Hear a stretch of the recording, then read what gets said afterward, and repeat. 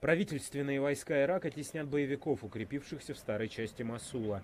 Армейское командование рассчитывает вернуть полный контроль над городом к началу месяца Рамадан, то есть к концу мая. Освобождение города, который долгое время считался оплотом запрещенной в ряде стран группировки «Исламское государство», затянулось на 7 месяцев.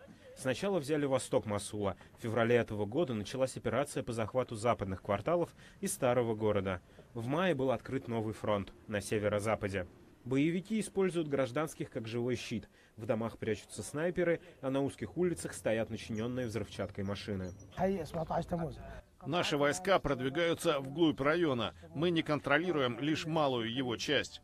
Боевики запирают людей внутри домов, чтобы затормозить нас. В приоритете освобождение мирных жителей, так что наступление идет медленно. Впрочем, эта тактика не поможет. С Божьей помощью осталось отвоевать совсем немного. Из города нескончаемым потоком бегут мирные жители. На прошлой неделе, по данным правительства, Мосул покидали по 10 тысяч беженцев в день.